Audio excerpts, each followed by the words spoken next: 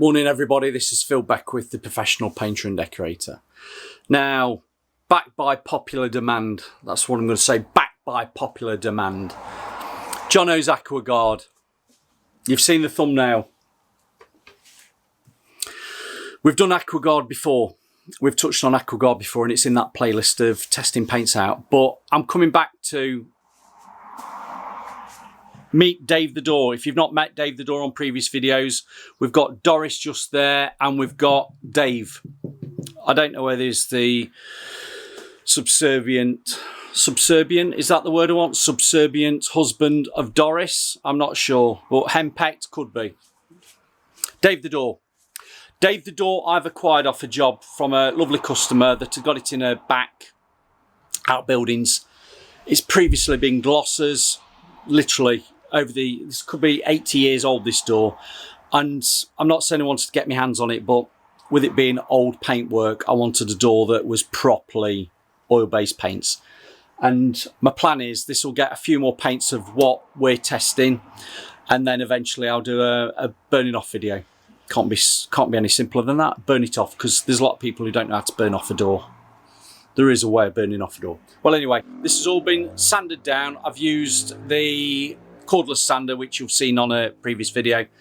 Sanded both sides, and what I want to do, I want to paint it, but I want to show you what the correct process of painting a door using the Aqua Guard. Now, a lot of people are going straight on with Aqua Guard. Got my tins here. Are going straight on previously painted surfaces with Aqua Guard. Well, if you read the instructions on the back of the can, and I always say read the back of the can, just if you don't know, read the back of the can. It just say put a coat of the Aqua water-based undercoat on underneath. Now, if you are priming bare surfaces, use the appropriate primer, then use the correct undercoat for the top coat that you're using. A lot of people are mixing and matching and then coming up against problems. Not mention any names. But if you are doing priming of woodwork or priming of surfaces, you're all right using a dedicated primer for that surface that could be another brand, because that might be the suitable primer for that surface that does what it needs to do. But to work from that to get the end, I'm going to say the end game, the end goal of the finish that you want, always use the correct undercoat before you start coming on with your top coats. So just to reiterate, you can use whatever brand primer you want. If you want to use hand in glove with the same makes, you can do, but sometimes there's surfaces that might need an aluminium leafing primer, hardwoods, resinous woods. Well, if you're doing that, make sure that you put that on and then go on with the proper undercoats for the top coats. That said, what I'm going to do, I'm going to get Dave the Door coated up with the undercoat. You can see how yellow that is because it's previously oil glossers.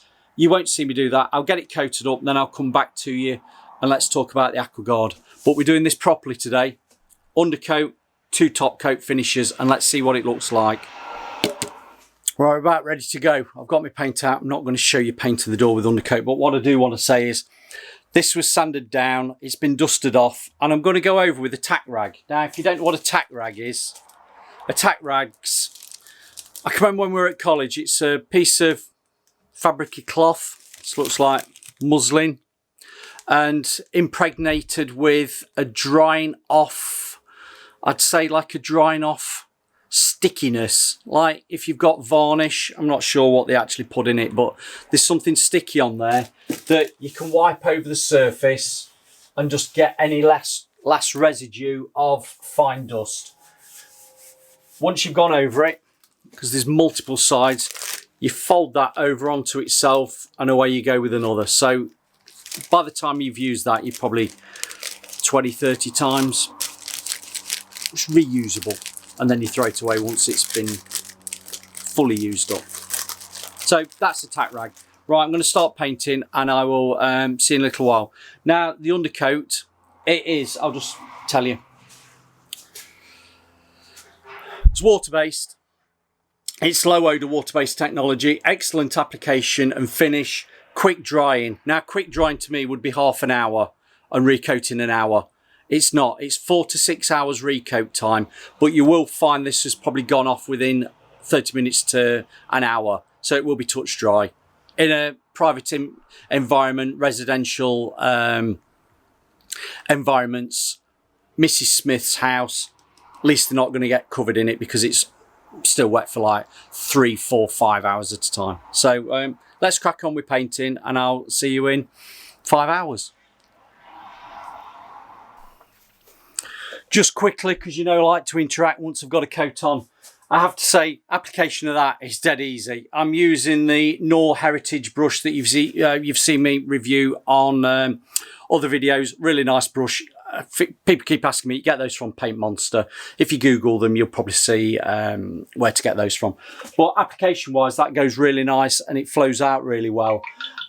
I might say that it feels a little bit thinner than the undercoat that I used for the Heritage, the Dulux Heritage, in a couple of videos back. That doesn't really matter if it does feel a little bit thinner to me, because that's going to have 2 top coats. But application wise, really nice. That goes on really well, and it'd be interesting because Dave the Door, when I sanded it down, there was a lot of gloss on gloss. So there were areas that were just starting to peel up. Now, I'm not too worried. It's going to be burnt off at some stage. But it'll be interesting to see how that undercoat adheres and binds that down. And once it's dry, after that 4 hours, 5 hours, I'll give it a little bit of a nib down and we'll coat up and see how we go. But so far, so good. Okie dokie. We've got the undercoat on. It's been a good 6 hours since I've seen you. That's gone on nicely. I've gave it a nib down with a fine Goldflex Merc pad. That's smooth, very smooth. Now we're going in with first coat of Johnny's Aqua Guard. Now, I'm like to read the front of the tin. I'm going brilliant white this is, by the way. Right, ultimate durability. So this is a hard wearing paint. Don't forget, water-based. Resist grease, stains and scratches. Fingers crossed, there'll always be that exception where we've gone to the extreme of banging it. And then outstanding opacity, that's your coverage, and long-lasting whiteness. Long-lasting whiteness, that tells me this is an acrylic-based, water-based product and not so much as a alkyd hybrid paint. Do you know something different? Give us some comments. But this should stay white. Some of your hybrid paints that have got that touch of oil, i.e. alkydness, alkyd-based, will start to probably yellow over a period of time, but this shouldn't. So let's crack on with this. I'm just doing one side of the edge. The other side of the door there is done with another paint, which was on another video, but we'll stick with this one for now. Again, I'm keeping with the Knorr Heritage brush, working out the kettle, just taking the edges in first. This is the lock. Sorry, it isn't the lock edge, it's the hinge edge. Using the tips of the bristles just to lay it off, getting it on and moving on. Don't play about with the paint. Told you in videos before about using water-based paint. The secret is get it on, don't overwork it, lay it off with the tips and move on to the next section. Don't keep going back to it, because that's where you'll have it drying off on you a little bit too quick and start flashing. Now I'm doing the mouldings first, as you do. I'm just seeing what that opacity coverage is like over that undercoat, which, as I said, when I came to review it after I'd done it, it's flowed out nicely. But there was a bit, I'd say it was probably a bit thinner than what I was expecting it to be. But it didn't matter. The undercoat's there to provide a good surface for your top coats. Now you can see what I'm doing. I'm putting it on every direction. That's called crow's nesting. I'm working quite quickly. Make sure I get all that coverage. And then what I'm going to do is quickly lay it off on the horizontal. I've not wiped my brush down yet. Laid it off, wiped my brush down, and literally tips of the bristles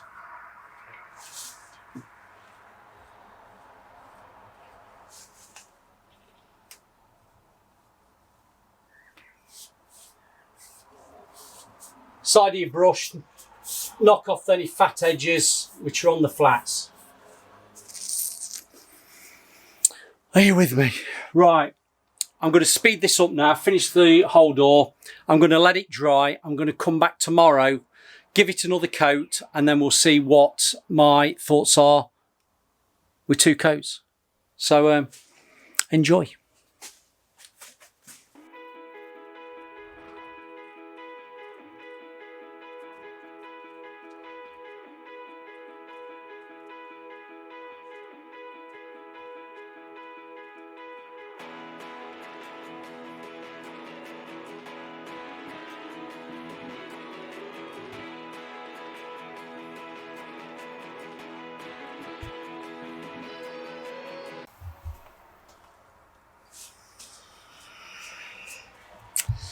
Right, I'll just give my initial thoughts after first application of the first top coat.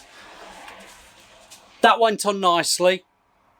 I would actually say it probably didn't go on as nice as the Dulux Heritage eggshell that I demoed a few weeks ago, but the application wise it's gone on quite nice. I can see it's drying off already. Now this is touch drying 1 to 2 hours and recoat time is 4 hours. That's why I've said I'll come back and give the second coat tomorrow. So it's had a good, well over 12 hours to dry off. But application wise of that, no problem. Where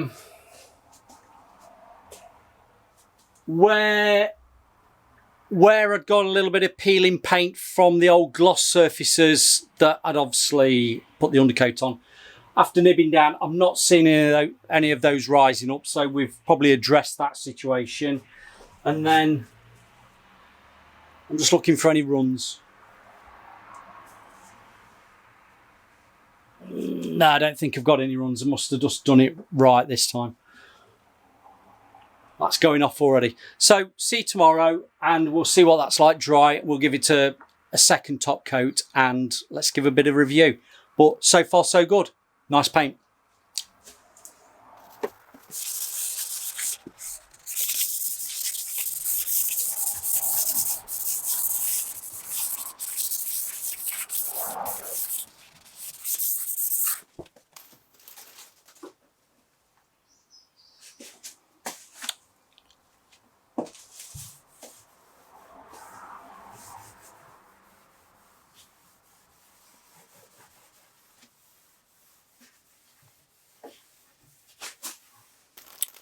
Right, you just see me do a little bit of nibbing down we call it. It's next day, so this has easily had 16-17 hours between that first top coat and what I'm going to put on now for the finish coat, second top coat. Now I know I've de-nibbed it down, but prior to that, once it had dried last night, I felt it and it had got a lovely feel to it. Now, I go on about paints that feel like an oil-based paint once they're dried. And I think that might be one of the reasons that people who traditionally like to stick with an oil-based satin or an eggshell sometimes are a little bit put off, because they're thinking that a water-based paint will probably end up drying and feeling like just like a posh vinyl silk, if that makes sense. They might feel that it's going to be a bit ropey or brush marky. They're going to think that the sheen level looks like you've put vinyl silk on or a soft sheen. Now, far from it. This Aqua Guard, it doesn't feel like that. Now, drying time, as I said, for recoating 4 hours. Again, half an hour to an hour this was dry. Recoating time's 4 hours, I've told you that. It's an interior paint. This isn't one that you can use exterior, on exteriors. Some of the other paints that I've been testing, you've probably seen in that playlist up there, are interior exteriors. The isomats, cracking paints, some of the Bed-X, cracking paints, really nice, worth trying. But we're not talking about those today, we're talking about Johnston's Aqua Guard. Interestingly, you can apply this by brush or by roller. There's no mention on the can about using this. I'll show you because there's little symbols. There's no mention of using this by a sprayer. Now, I've used paints before that aren't geared up for spraying, whether it be HVLP or airless, and particularly with HVLP, I mean, airless you can just virtually bang anything through it. HVLP, because it needs thinning to get it onto the surface through the pot and everything. Sometimes paints that aren't geared up for spraying spray rubbish, and people are probably using the wrong paints for spraying and then saying, oh, I'm struggling spraying. And Phil, I get messages, Phil, I can't do this, can't do that. The basics are, what spray equipment are you using, what needles, tips, and what paint are you using? Because sometimes it might be easier just to bite the bullet and just say to yourself, that paint's not a good paint to spray. What would be a better paint to spray? Tickeril is always a nice one to spray. As I said, water-based, so we're cleaning that water. This brush washes out lovely, so I'm taking it, it's not so much a hybrid paint, because I'm going to just smell him. The smell of it, I'm not sure. There'll be those that knows. Chris Green, he knows a lot about it. If Chris Green's watching, he knows a little bit more about the AquaGuard stuff, because he's done lots of testing. He's also spoke to the guy that designed it, which is really interesting. So he'll probably tell us a bit more if he's commenting on this thread. What is this paint? What's it made up of? I'm not technical like that. Right, I'm going to coat it up. Won't subject you through talking through application again, but I am working from a proper... I've got to burn these kettles out. It's having that much paint on at the minute. I'm going to work from one side of the kettle, wiping down on one side of the kettle, and I'll see you a bit later on. Just get painted now.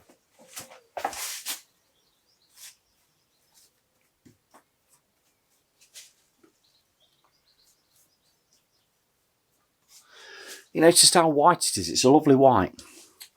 And application wise, I said I wasn't going to talk through this, I'm only going to talk through this bit. Application wise, it goes on really nice, and on top of itself is a dream. Now, it's a bit cooler this morning. It's not as hot as it was yesterday, and it's just a nice temperature to work in. Can you hear me? Can you hear me, Mother? I'm down here. Now,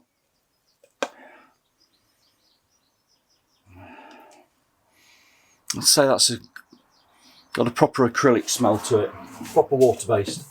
Just checking see any runs. I can't see any creeping runs. I think anything that I do see on here might be historic, because as I've said, Dave the Door could be 90 years old. There's a lot of history with Dave. He's been around the block and some. You see how I do these mouldings? There's no need to be taping round the mouldings, because you're working that quick with it. I think I've said this in another video.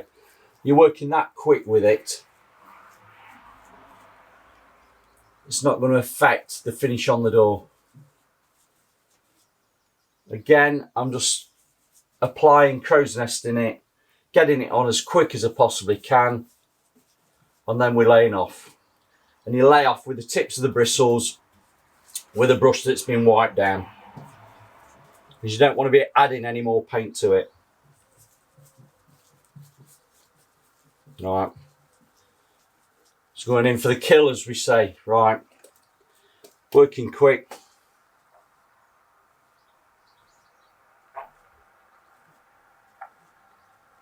Just rotated the brush round, coming in from the bottom. You can either do top to bottom or all the way across the top like I've just done, and then bring it up from the bottom. Just lay off your mouldings. Job's a good one. Wipe your brush down.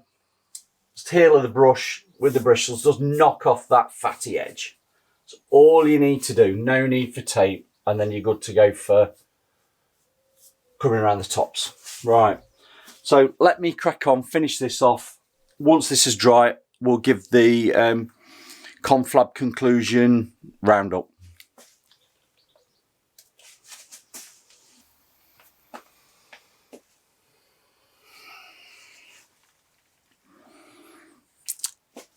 You know how I like to come and just give a comment after I've applied the paint. So I can actually get in and tell you about how I've gone on with this paint as I've applied it, and I don't forget. I don't want to sound, I'm not going on a negative with this, but application wise of that, I don't find it hard to apply, but I must say there's paints out there applied that actually go on easier, if that makes sense. I'm going to mention Benjamin Moore Scuff X, which is, I'm not saying it's a competitor and comparable to this because the price difference puts a lot of people off, but I will say that that Benjamin Moore Scuff X is a beautiful paint, an easy paint to apply. This applies okay, but I would say it doesn't, the application of this isn't as good as what a Scuff X is. That's not to put this down. I can see a creep, hold on.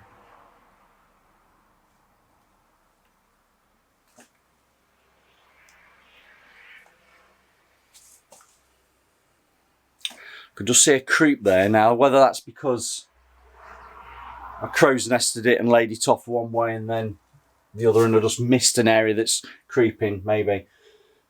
So, application wise, it's all right. A Scuff X is easier. Let me put it in context. You know, I like my Subaru cars, but also I want a Porsche. Back in the day, if you know about classic turbo Subarus, Imprezas, they always were a car that people were saying that they would make a bad driver look good and a good driver look even better. I would say this is on the same line. You can apply this with ease, but if you've got more skill of applying a paint, you will find it easier. I hope that, is that an analogy? I'm not sure. Right, I've said enough now. I'm going to come back when it's dry.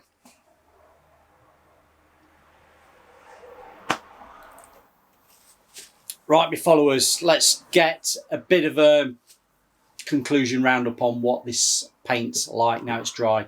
Now, I did this easy six odd hours ago, and as I'm coming to it now, yeah, it's lovely and dry. Right, running my hand over it, I'd actually say what a finish. That's a lovely feeling finish to that paint. No issues there. This PPG's make, owners, Johnston's Trade, Aqua, they've got a good paint there. I'm not going to say a slight negative, could be user error. I've got a little bit of a creep of a run just there, and I don't know whether you can see it, there's an indentation in the wood, which if you were doing above and beyond painting, you'd be filling all these. This is Dave the Door. We're only using it for coating up. I've got a little bit of a creep of bit of paint there. Now, you brush it out, you keep an eye on it. That wasn't there when I'd actually brushed that middle rail going across. And again, that creep's just probably the build up of paint. I'm just looking at the finish. I'm trying to get this. I've got a ring light shining. The flow out of the bristles and the paint, no issue there. I've actually got, I don't know if you can see, you probably can't there. I've actually got a little bit of creep. In the trade call it a curtain run. It's only a couple of millimetres. There's a bit of a curtain run. I'll try and bring that down. Bit of a curtain run just there, not major.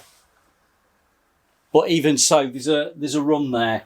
Now I'm going to put that down, not to user error. That is obviously the paint is still quite fluid.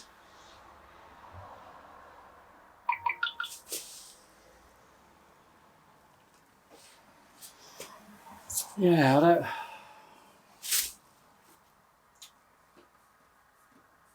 I want to think about it. What do I think? I think it's a nice paint to try. Value for money, 5 litres at, what, 50, 60 quid. It's a good one to go for. It's another paint that, we talk about water-based paints. It's still a 3-coat system. To do this correctly, I mean, I'm pointing off camera to my table of all my paints. I've still got a can of undercoat, Aqua water-based undercoat. You've still then got to put 2 coats over the top. I wouldn't want a chance just banging 2 coats of top coat on. The coverage, opacity, is looking fine, but it's 3 coats. I can't really see much flashing where a bristle's caught an edge. That looks all right. Just a bit of a negative on those creeps. Now is this because it's the sort of paint that does keep moving for a while and you've got to keep an eye on it and go back to it and just flick it off? You saw that I saw an area there that I just laid back off after I'd done it. You don't want to be doing that with water-based paint, because once it starts going off, it can flash. It's the same with using a traditional oil-based paint. Once you get an eggshell on, satin finish, you would leave it, because if you went back to it, it'd flash. Back in the day, an oil-based eggshell, you'd use a stippling brush. You'd put it, we've got rollers now, haven't we? Give you that. But you'd have a stippling brush, and as you'd get the paint on, you would stipple it in a random sequence to lay out those bristle, well, I'll say ropiness of your brush marks. It's probably easy to say it like that. The brush marks, you would actually stipple it. And a good painter, a painter who was good with his brushwork, could get a finish that would look like a spray finish, but you've hand done it with a brush and a stippler. A proper big block stippler might be 8 inches by 5 or something like that. I've got them, if you want to look at the video there in my decorative paints box, I've got them in there. But all in all, not a bad paint. Is it on a par with Scuff X? Knowing how nice Scuff X applies, I'm going to say no. The people will comment below and say, oh, it's better than Scuff X. That it might be better than Scuff X, but for application wise, Scuff X is way up there. Argue the case with me. But value for money wise, this is a good paint. And I've said it before, if you're getting into trying to use water-based paint, give this one a go. You probably will like it, but it is a 3-coat system. And on that note, I don't think there's any more to say. We've had a good 20 minutes, haven't we, on this? Would I use it again? Yes, I would. Is it any better than anything else? You decide. You tell me. Open-ended question. You decide. But Dave's come up all right. We'll see you on the next one. Watch those videos at the end of this. Thank you.